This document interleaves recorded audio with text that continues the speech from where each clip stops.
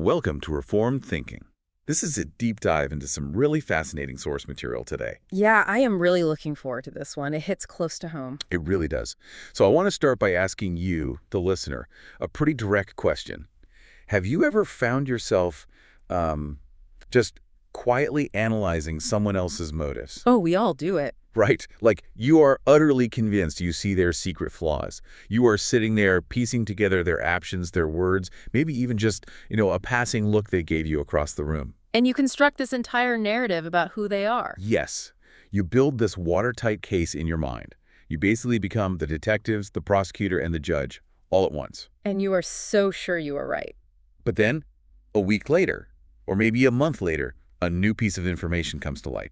And suddenly, that entire house of cards just completely collapses. It is a terrible feeling. It is so humiliating. You are left standing there realizing the villain you constructed in your head was, well, entirely a product of your own uncharitable imagination. I mean, it is a wildly pervasive human experience. It is. And today, we are taking a thorough look at a text that dissects this specific phenomenon. We are pulling apart the writings of the 18th century theologian Jonathan Edwards. Yeah, specifically his exposition on 1 Corinthians chapter 13, verse 5. Right, where the text says, "Charity thinketh no evil." This analysis comes from his larger series of sermons published as Charity and Its Fruits. Which is such a brilliant diagnostic tool. So our mission today is to scrutinize what Edwards calls a censorious spirit. We want to understand why this mindset stands in direct opposition to Christian love. And more practically, how to spot this destructive habit taking root in our own minds before it does actual damage. That is the goal. So when we look at this text, Edwards is doing something very specific with his definition. Right. He really is. He defines charity not as a simple, favorable opinion of someone, and certainly not as our modern concept of just tossing money at a philanthropic cause. Right. It is not just writing a check. No, he defines it as divine Christian love. It is the very spirit of Christianity, an active, outward-facing grace. And what is fascinating about his approach in this specific section is the negative definition. Yeah, he shows us what charity is by illustrating in painstaking detail what it is not. He sets up the spirit of charitable judging as the necessary fruit of divine love. And then he contrasts it with this censoriousness. Right, which he defines as a disposition to uncharitably judge or censure others. It really forces us to look at the silent assumptions we make about the people around us every single day. It absolutely does. So I want to figure out how this tool actually works in practice. Where do we start looking for this? Well, Edwards categorizes this judgmental habit into three main areas. Okay. How we judge someone's spiritual state, how we judge their everyday qualities, and how we judge their actions. Let's start with that first area. He says a censorious spirit appears in a forwardness to judge evil of the state of others. He is talking about the state of their soul, right? They're standing before God. Yeah, he warns against passing censure on people who are professing Christians, determining that they are hypocrites or that they have no actual grace in their hearts. He points out that some people are very positive based on very little evidence that someone is godly, while others are just so quick to condemn people as having no vital religion, again, based on almost nothing. And he says this kind of positiveness is without warrant from the Word of God. It is a severe warning against playing the role of the Almighty, isn't it? Absolutely. Edwards is quite clear here. God has reserved the positive determination of men's spiritual state to himself. Because it is a matter kept in his own hands. He is the great and only searcher of the hearts of the children of men. Right. So when we attempt to make these definitive rulings on whether someone is truly a believer or a hypocrite, we are stepping way outside our jurisdiction. We are usurping a role that belongs exclusively to the sovereign God. I mean, think about it. The human heart is a maze of competing desires, fears, and hidden motives. We cannot even fully understand our own hearts half the time. Exactly, let alone read the spiritual pulse of the person sitting next to us in the pew. Edwards then details the specific ways we err in this area. We are guilty of censoriousness when we condemn someone based on things that are not actual evidence of a bad spiritual estate. He gives several examples of this. Yeah, one that stands out immediately is judging someone because of God's providential dealings with them. I love that he brings that up. I want to pause on that phrase, providential dealings. In modern terms, we are talking about the random, everyday circumstances of someone's life, right? The highs and lows. Yeah, the things that just happen to us. He brings up the example of Job's three friends in the Old Testament. Right. They looked at Job's uncommon and severe afflictions. The man lost his wealth, his children, his health, all in rapid succession. And his friends concluded he must be a secret hypocrite. They assumed God was punishing him for some hidden wickedness. It is a terrifying thought. It really is. Looking at someone going through immense suffering, maybe they get a terminal diagnosis or their business goes under, and concluding that God must be against them because of some secret sin. The book of Job is the perfect illustration of this error, isn't it? It is. Job's friends operated on a fundamentally flawed theological premise. They believed visible suffering always correlates to hidden sin. They looked at the providence of God as a direct, readable map of a person's spiritual standing. And Edwards uses this to show how a censorious spirit misinterprets reality. God's providence is mysterious. Sometimes the righteous suffer terribly in this life, and sometimes the wicked prosper. You cannot look at a person's bank account or their medical chart and deduce their justification before God. But Edwards does not stop at providence. He also mentions that we condemn others for failings that are actually common to God's children. Oh, this one is so convicting. We might see a failing in a fellow believer, maybe a moment of anger, a lapse in judgment, or a period of spiritual dryness. And we immediately question their salvation. Meanwhile, we have the exact same failings, or perhaps even greater ones. Yet we continue to think very well of ourselves as Christians. Okay, I have to offer a bit of pushback here, or at least a clarifying question, because I struggle with this balance. Sure. What is the tension? If we are supposed to be discerning about who we associate with, if we are instructed to recognize false teaching, or notice when someone is living in unrepentant sin, isn't there a biblical warrant for evaluating where someone stands spiritually? That is a fair point. Doesn't the Bible tell us that we will know a tree by its fruits? If we see someone constantly producing bad fruit, are we supposed to just ignore it and assume they are a glowing example of faith? Right. Where is the line between healthy discernment and the censorious spirit? Yeah, exactly. That is the natural question to ask, and it is a crucial distinction to make. Edwards is not arguing for willful blindness. Okay, so he's not saying we just act naive. Not at all. The issue is the forwardness to judge. It is the eagerness, the hasty rush to slap a label of hypocrite or unconverted on someone based on insufficient evidence or non-fundamental issues. Oh, so it's about the speed and the attitude. Yes. Discernment is observing fruit over time. Censoriousness is chopping down the tree because you found one bruised apple. That is a great way to put it. Edwards specifically notes that people often condemn others as carnal men simply because they differ in opinion on points that are not fundamental to the faith. Or they fail to make due allowances for a person's natural temperament, like their lack of education, or the peculiar disadvantages under which they labor. We fail to recognize that someone might be fighting a tremendous internal battle with a difficult natural disposition. Right. The grace in their life, while real, might look very different than the grace in someone with a naturally mild, compliant temperament. That point about making allowances hits hard. It really does. It requires so much grace to look at someone who is rough around the edges. Maybe they grew up in a very harsh environment where survival was the only rule. And to recognize that the Holy Spirit is working in them, even if it does not look pretty yet. Right. They might not use the polished theological vocabulary we prefer. They might still have a short fuse. But the progress they have made from where they started is massive. Which leads right into one of the most striking analogies Edwards uses in this section. He talks about people rejecting others as irreligious because their experiences do not perfectly line up with their own. Oh, the stature analogy. This is classic Edwards. He says people set up their own experience as the standard and rule for all others. They are entirely blind to the vast variety and liberty the Spirit of God uses in His saving work. He takes this high theological concept and grounds it in something incredibly visceral. How so? He says that demanding everyone's spiritual experience match your own is as unreasonable as not allowing anyone to be considered a human being unless they have your precise physical stature. Wait, like your exact height and weight? Yeah. The same physical strength, the exact same bodily temperament, and the very same facial features. That is such a vivid picture. Think about the breathtaking arrogance of the censorious mind in this context. Right. The censorious person looks at their own conversion. Maybe it was highly emotional, filled with tears and a dramatic altar call. Or maybe it was very intellectual, a slow, quiet realization over years of reading Scripture. Whatever it was, they declare that their specific experience is the universal template. If God does not work in someone else's heart, in the exact sequence and with the exact emotional tenor as he did in theirs. They dismiss that person's faith as false. Imagine walking into a room and saying, none of you are actually human unless you are 5'10", have a mild astigmatism, and happen to be double-jointed in your left thumb. We would call that absolute madness, yet we do this spiritually all the time. We really do. We say, unless you had a tearful breakdown at a youth camp, your conversion isn't real. Or conversely, we might say, unless you can articulate justification by faith alone, using 16th century terminology, you must not really know the Lord. We fail to see how mysterious and inscrutable God's ways often are when he makes men new creatures.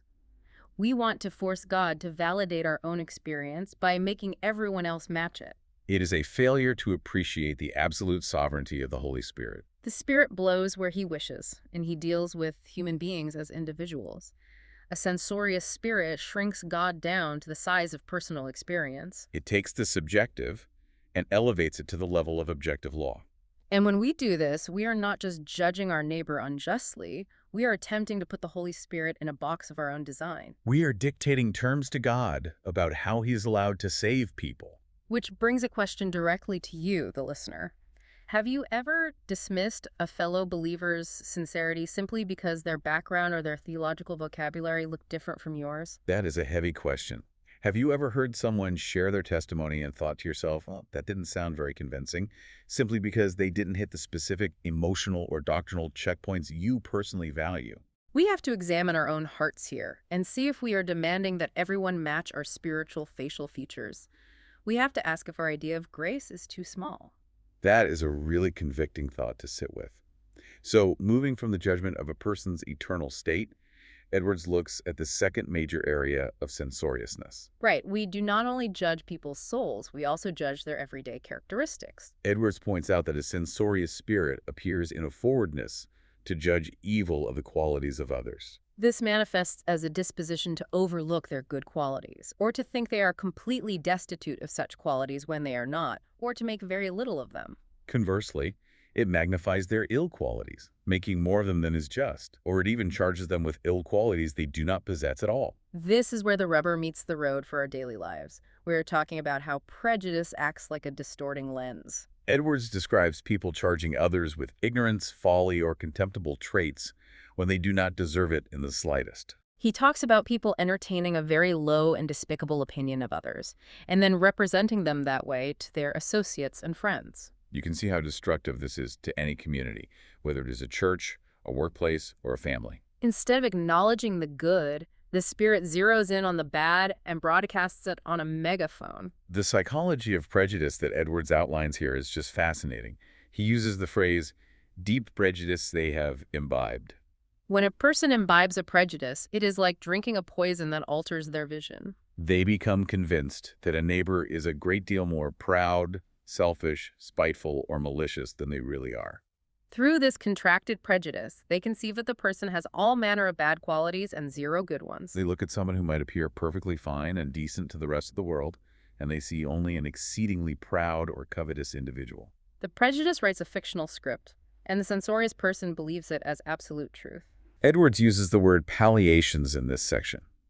For anyone not reading 18th century dictionaries every day, palliations basically mean mitigating factors or understandable excuses. Right, the context that makes a flaw understandable. He says others might see this person's many good qualities, and they might see the palliations for the qualities that are not so good.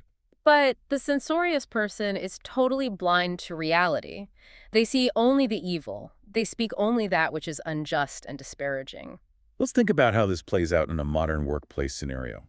Imagine you have a prior grievance with a coworker. Okay, setting the scene. Maybe they took credit for a project a year ago, or maybe they just have a blunt communication style that rubs you the wrong way. Once that prejudice is contracted, you filter every single trait they have through that grievance. Yes. If they are quiet in a meeting, you assume they are plotting something. If they are talkative, you assume they are arrogant and trying to dominate the room. If they bring donuts for the office, you assume they are trying to bribe the boss. You literally cannot see them accurately anymore. That scenario captures the dynamic perfectly. A charitable disposition, as Edwards points out, would act entirely differently in that exact same meeting. A charitable mind would frankly own the good things in an adversary. It would let those good qualities balance, or even more than balance, the scales against the perceived evil. A person governed by Christian love is willing to say, yes, we had a disagreement, and yes, this person has flaws, but they are also incredibly hardworking, they are devoted to their family, and they are generally confident. Charity refuses to reduce a human being to their worst traits. Censoriousness, on the other hand, hides the good in a dark corner and trumpets the bad from the rooftops. It insists on a one-dimensional caricature of a human being.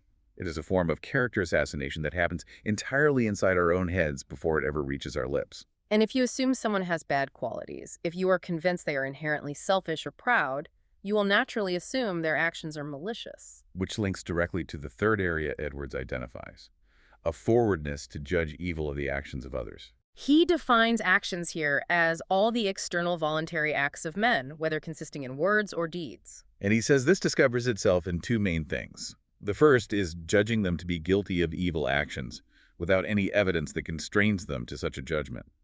This is the suspicious spirit. Edwards describes people who are jealous of others, ready to suspect them of committing evil things in secret, away from the eyes of men. They concoct these elaborate scenarios where someone is doing or saying terrible things in their private circles, keeping it hidden from everyone else.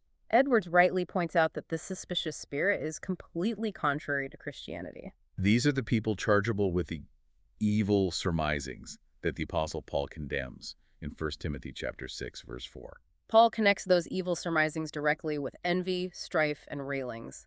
It is a toxic brew of suspicion that constantly assumes the worst is happening behind closed doors. This suspicion feeds voraciously on rumors. This is where Edwards gives us some of the most visceral, unforgettable imagery in the entire text. Oh, I know exactly what part you were talking about. He talks about how this uncharitable spirit shows itself by being forward to take up and circulate evil reports. He notes that we live in a thoughtless and lying world, and merely hearing a flying rumor is far from sufficient evidence against anyone. He actually references the devil here, calling him the god of this world and the father of lies, noting that too many of his children are like him when they speak falsehoods. The imagery he uses next is meant to provoke a reaction. He says that when people hear a rumor, they conclude it is true without making any further inquiry. Even though nothing is more uncertain than the mutterings of common fame. But then he takes it a step further. He says some are so ready to catch up an ill report that it seems pleasing to them to hear evil of others. Their spirit seems greedy for it, is food to the hunger of their depraved hearts. And they feed on it, as carrion birds do on the worst of flesh. Carrion birds? That image makes my stomach turn, but it is so incredibly accurate. A carrion bird, like a vulture, circles around waiting for something to die so it can swoop down and feast on the rotting roadkill. Edwards is saying that when we eagerly consume gossip and rumors about someone else's moral failure or supposed secret sins, we are acting like vultures. We are feasting on the worst possible things. We are finding our sustenance, our entertainment, our daily adrenaline rush in the destruction of another person's reputation. Think about social media algorithms today. They're essentially carrion bird machines. Oh, absolutely. They feed us the worst moments of people's lives, the outrage, the scandals, the rumors, because the platforms know human nature has an appetite for the grotesque. We click, we share, we devour it without ever verifying if it is true. It is a stark contrast to the standard set in Psalm 15. Edwards cites the psalmist, who describes the person who dwells in God's tabernacle and abides in his holy hill as one who taketh not up a reproach against his neighbor. This censorious person, feeding on rumors like a carrion bird, proves they are entirely contrary in character to the citizen of Zion. They are instead like the wicked doer described in Proverbs 17, who gives heed to false lips, and the liar who gives ear to a naughty tongue. They take the rumor in easily and greedily without any examination. They do not want context. They just want the rotting flesh of the scandal. So that covers judging evil actions based on rumors and suspicion. Yeah. But what happens when someone does something objectively good? Good question. What about a public act of generosity, or someone doing their civic duty, or stepping up to help in the community? How does a censorious spirit handle actions that seem, by all accounts, to be positive and helpful? This brings us to the second way a censorious spirit judges actions, by putting the worst constructions on them. Edwards explains that the moving design and end in an action is often secret, confined to the recesses of the actor's own bosom. We cannot see the motive. Yet the censorious person is prone to put a bad construction on actions when they would just as well, and perhaps better, admit of a good construction. When men are prejudiced, they look at seemingly good words or deeds and declare them to be performed in sheer hypocrisy. He specifically mentions public offices and affairs here. He says if anything is said or done showing concern for the public good, the good of a neighbor, the honor of God, or the interest of religion, some will always say it is all hypocrisy. They will claim the real design is only to promote their own interest, to advance themselves, and that they are only flattering and deluding others.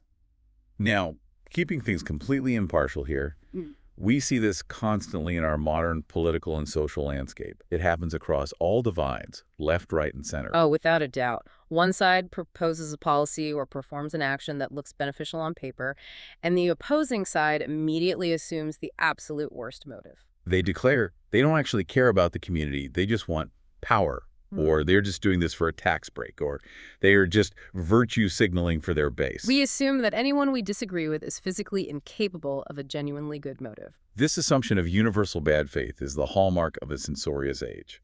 Edwards recognized it in his time, and it is rampant in ours. The uncharitable mind cannot tolerate the idea that an adversary might do something noble. Therefore, they must reconstruct the narrative. They must assign a selfish delusion or a hidden agenda to the act. By doing this, they protect their prejudice. If the action is genuinely good, the prejudice is threatened. So the motive must be declared corrupt to maintain the contracted hatred. It is a defense mechanism for our own cynicism.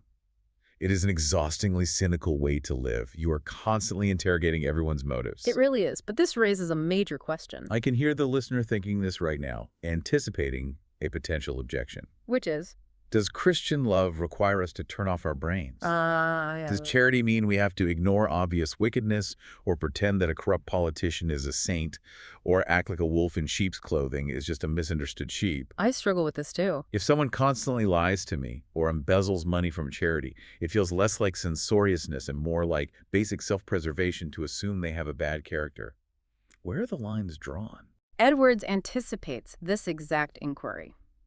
He asks, wherein lies the evil of judging ill of others, since it is not true that all judging ill of others is unlawful? He provides clear exceptions to show that charity is not gullibility. First, he addresses those who hold official capacities. There are persons appointed on purpose to be judges in civil societies and in churches. Their duty is to impartially judge others who fall under their cognizance, to pass sentence according to the evidence and the nature of the act, and to approve the good and condemn the bad according to the law. Civil magistrates and church discipline are necessary, lawful, and ordained by God. Okay, so judges have to judge. That makes sense. We need courts and we need elders. But what about us, the private individuals just trying to live our lives? For private individuals, Edwards is equally clear. We are not obliged to divest ourselves of reason. He writes a brilliant sentence here. Christian charity is not a thing founded on the ruins of reason, but there is the most sweet harmony between reason and charity. I love that phrase. Founded on the ruins of reason. Reason is a gift from God. We are not forbidden to judge persons when there is plain and clear evidence that they are justly chargeable with evil. When sins are flagrant, when they are, as the Apostle Paul says, going before to judgment, we're not to blame if we identify that wicked action. If someone's actions give clear evidence of evil intentions, it is not an uncharitable guessing game to recognize their designs as wicked. That is a relief to hear. We do not have to build charity on the ruins of reason. If someone is embezzling money, we do not have to say, well, maybe they're just trying to redistribute wealth creatively. Right. If someone is abusive, we do not say, well, I am sure their heart is in the right place. We are allowed to see facts. We are allowed to protect ourselves and others. But then, where is the line? If reason allows us to see the evil, where does discerning judgment stop and evil censoriousness begin? The line is drawn at the disposition of the heart, specifically in two areas. The first is when we judge evil when the evidence does not oblige us to it, or when the case very well allows for thinking well of them. It is when we are hasty and rash, rushing to censure someone before we have heard what they have to say in their defense. Edwards quotes Proverbs 18:13, "He that answereth a matter before he heareth it, it is folly and shame unto him." But the second area is the true acid test. The evil of censoriousness lies in a well-pleasedness, in judging ill of others. A well-pleasedness, unpack that for us. What does that actually look like? To explain it, Edwards uses the analogy of a tender parent. Picture a mother or a father. When a tender parent hears of some great crime committed by their child, and the evidence is so overwhelming and clear that they cannot deny it, they believe it. Reason forces them to accept the truth, but they do so with immense grief. It breaks their heart to judge their child as guilty. It causes them pain to admit the flaw. The censorious person is the exact opposite. They are well pleased in passing the judgment. They are forward to judge evil on slight evidence. They carry their judgment to extremes because their inclination is in it. They actually love to think the worst of others. Let's really feel the weight of that analogy. The tender parent versus the gleeful gossip. The parent is crushed under the weight of the truth. They weep over it. The censorious person is thrilled to pass sentence. They get a hit of dopamine. They manifest this well-pleasedness by being forward to declare their judgment, speaking evil with ridicule, an air of contempt or malicious bitterness. They find manifest pleasure in the deficiencies or errors of others. Think about the last time someone you disagreed with politically or theologically had a massive moral failing. When the news broke, what was your initial reaction? Was it grief or was it excitement? Did you feel a little rush of adrenaline? Because you got to say, I always knew they were a hypocrite. If we find ourselves excited to share the news of someone's downfall, that is the glaring warning sign that we are operating in censoriousness, not charity. Precisely. When judging ill is against a person's inclination, they are cautious. They go no further than the evidence absolutely obliges them. They put the best possible construction on words and actions, and if they must think evil, they are backward to speak of it to anyone, doing so only when a strict sense of duty requires it. They do not broadcast it for entertainment. Having defined what the spirit looks like and establishing the boundaries of reasonable judgment, we have to ask the natural follow-up question. Why do we do this? What drives this cynical pleasure? Why do we default to the worst construction of our neighbors? We are all born with this default setting, but what is the mechanism behind it? It comes down to a fundamental lack of love for our neighbor, driven by a profound a blinding love of ourselves. Edwards observes that people are very backward to judge evil of themselves. We are always ready to think the best of our own qualifications and our own state. If we see a tiny spark of something resembling grace in ourselves, we are exceedingly apt to think our state is good. We justify our own bad moods, our own harsh words, our own selfish decisions. We give ourselves every conceivable benefit of the doubt. We act as brilliant, highly paid defense attorneys for ourselves, but we act as ruthless, unforgiving prosecutors for everyone else. I think that hits the nail on the head. Edwards argues that if we truly loved our neighbors as ourselves, that love would have the exact same tendency toward them. We would be just as eager to find mitigating circumstances for their failings as we are for our own. Furthermore, we see this backwardness to judge in how people treat their close personal friends or their children. They are slow to believe evil reports about those they love. Why? Because love hopes all things. Conversely, where hatred and ill will prevail, there a censorious spirit thrives. When people fall out and prejudice arises, they are instantly forward to judge the worst, to entertain jealousies, and to believe every evil word. The root cause is a deficiency of Christian love. And tied to that lack of love is a staggering amount of pride. A forwardness to censure others shows a proud disposition. The censorious person acts as though they are entirely free from such faults and blemishes. They feel completely justified in being busy and bitter in charging others. This brings in the scriptural backing Edwards leans on, specifically the words of Christ in Matthew chapter 7. Judge not, that you be not judged. And why beholdest thou the mote that is in thy brother's eye, but considerest not the beam that is in thine own eye? That text cuts to the heart of the arrogance. We are ignoring a massive plank of wood in our own vision while trying to perform delicate eye surgery on our brother to remove a tiny speck of sawdust. Edwards also points to Romans chapter 2, verse 1. Therefore thou art inexcusable, O man, whosoever thou art that judgest.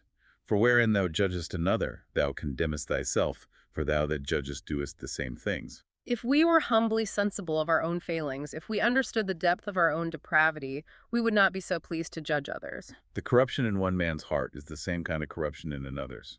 If the busy censor would just look within, they would see the very same dispositions they are condemning. But the pride goes even further than just hypocrisy. It actually reaches a level of cosmic rebellion. Let's look at what Edwards says about James chapter 4, verse 11.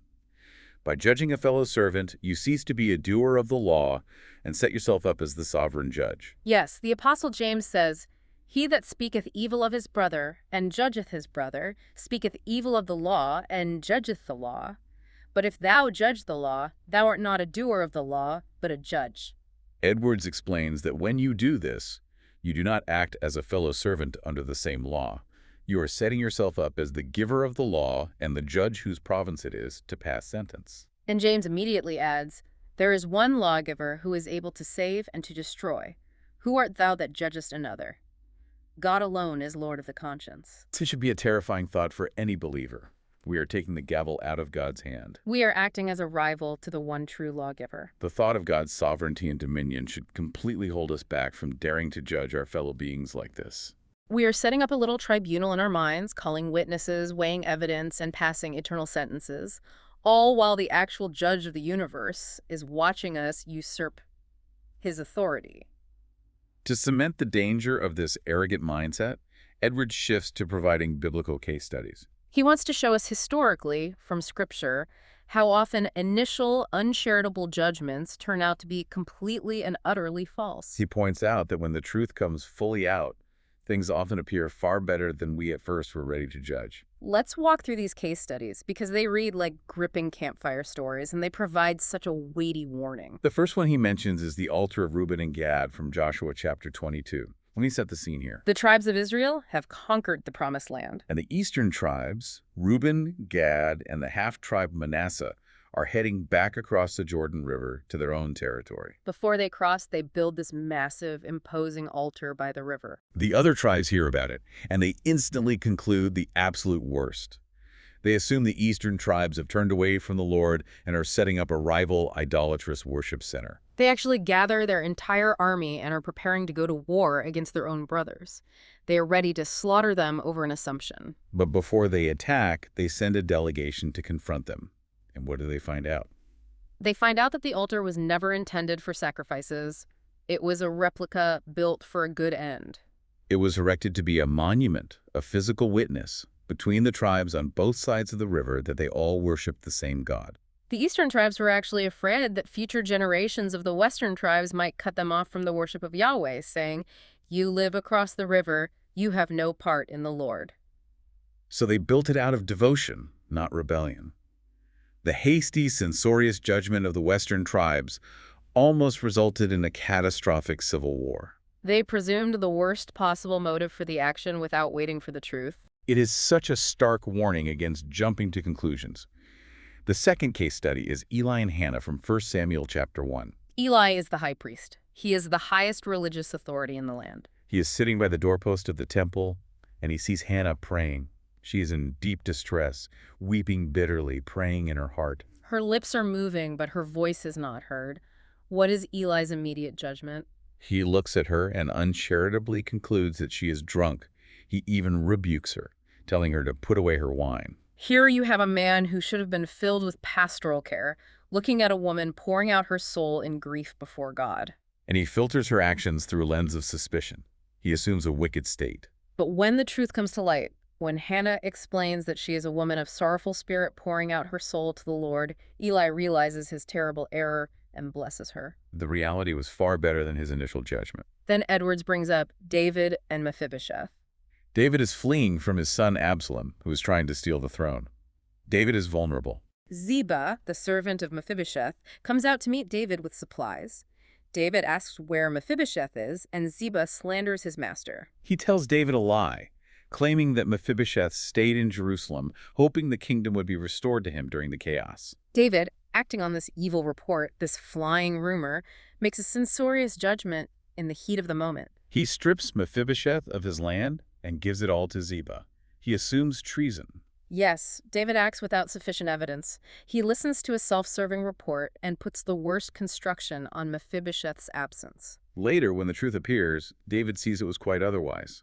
Mephibosheth had been deceived and abandoned by Ziba, and had been mourning for the king the entire time. Again, the uncharitable assumption was entirely false, planted by a liar taking advantage of a stressful situation. The final case study Edwards uses is Elijah's despair. Elijah has just had this massive victory on Mount Carmel, calling down fire from heaven, but then he flees from Queen Jezebel into the wilderness. He is sitting in a cave, exhausted, and he tells God, even I only am left, and they seek my life to take it away. He has judged the spiritual state of the entire nation of Israel and concluded that every single person except for himself is an apostate who has abandoned the true worship of God. It is the ultimate censorious conclusion drawn from depression and limited perspective. Elijah assumes the absolute worst about his fellow Israelites. He thinks he's the only faithful one left, but God corrects him with the truth. God reveals that there are 7,000 in Israel who have not bowed the knee to Baal.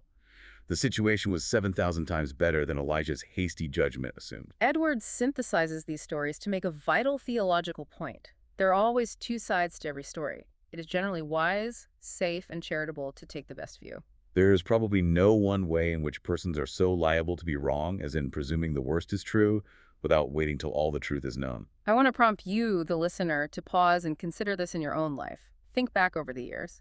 How many times were your own initial suspicions proven completely wrong by time and facts? How many times were you certain someone was slighting you, only to find out they were dealing with a massive personal crisis, a sick parent, a failing marriage, and simply forgot to return an email? How many times were you ready to go to war over an altar, only to find out it was a monument of unity? If biblical figures like Joshua, Eli, David, and Elijah could get it so wrong by rushing to judgment, we are certainly not immune. Our instincts are broken by sin. We need the grace of charity to correct our vision. Having demonstrated the historical folly of the Spirit, Edwards moves to his final, sobering application. If the biblical examples are not enough to curb this mindset, the direct threats from God should be. He begins this section by pointing out that we need to mind our own business, leaning on 1 Corinthians chapter 4, verse 5. Therefore judge nothing before the time until the Lord come, who both will bring to light the hidden things of darkness and will make manifest the counsels of the hearts. Judge nothing before the time. That puts it all in perspective. Edwards makes a very logical argument here. We actually have very little occasion to pass sentence on others regarding their spiritual state, their internal qualifications, or the hidden motives of their actions. These things simply do not concern us in the way we think they do. Our primary, overwhelming concern must be our own standing before God. It is of infinite consequence to us that we have a good estate before God, that we possess good principles, and that our own aims and ends are right. We spend so much energy evaluating the speck in our neighbor's eye that we ignore the massive structural damage in our own soul. Spot on. Edwards says it is a minor matter to us how it is with others. Even if our censure were deserved, we cannot be sure of it, because the business of judging motives and souls is in the hands of God. He is infinitely more fit to see to it than we can ever be. God has appointed a day for his decision. When we assume to judge others, we are not only taking upon ourselves a work that does not belong to us, but we are doing it before the appointed time. We are impatiently trying to force the revelation of hidden things before the Lord returns. We are trying to rush the eschaton. And this brings us to the final warning, the most severe aspect of Edwards' exposition. He returns to the words of Jesus in Matthew 7, verse 1, and Paul in Romans 2, verse 3. Judge not, that you be not judged. For with what judgment ye judge, ye shall be judged. And Paul asks, Thinkest thou this, O man, that judgest them which do such things, and doest the same, that thou shalt escape the judgment of God? This is where the theological rubber meets the road. Edwards calls these awful threatenings from the lips of the great being. We must remember that this great being is the one who is to be our judge at the final day. It infinitely concerns us to be acquitted by him. A sentence of condemnation from God will be unspeakably dreadful if we sink forever under it. The logic is terrifyingly simple. God has threatened that if we are found censoriously judging and condemning others, we shall be condemned ourselves. The measure we use against our neighbors will be the exact measure used against us at the tribunal of God. Therefore, as we would not ourselves receive condemnation from him, we must not mete out such measure to others. That is an incredibly sobering reality. If we demand a standard of absolute perfection and unmixed motives from everyone around us, while gleefully magnifying their flaws, We are setting the standard for our own trial. We're asking God to scrutinize us with the same unyielding, uncharitable severity. To synthesize the main takeaways from Edwards' rigorous exposition, charity requires us to leave the judgment of souls entirely to God. It requires us to actively resist the contracted prejudice that invents flaws in our neighbors. It requires us to refuse the feast of rumors, refusing to be carrion birds feeding on the downfall of others. And crucially, it requires us to grieve like a tender parent rather than rejoice when we are forced by reason to acknowledge another person's sin. It is a comprehensive overhaul of how we view our fellow human beings. It replaces suspicion with hope, prejudice with grace, and arrogance with humility. It recognizes that we are fellow servants under the same lawgiver, awaiting the same final day of judgment. We are all desperate for grace, and charity is the act of extending that grace horizontally. I want to leave you, the listener, with a final thought to ponder as we close this deep dive into the source material. It is something to mull over on your own that builds on everything we have discussed. Imagine for a moment that God were to take your inner monologue from this past week and broadcast it over a loudspeaker for everyone you know to hear. Every hasty assumption you made, every silent judgment you cast, every worst-case motive you assigned to a coworker, a family member, or a stranger on the internet. If that broadcast were played out loud, would the people listening recognize the fruit of the Spirit, the divine Christian love that thinks no evil? Or would that broadcast sound like the exact kind of merciless tribunal you pray God never holds against you? Thank you for joining us on this deep dive.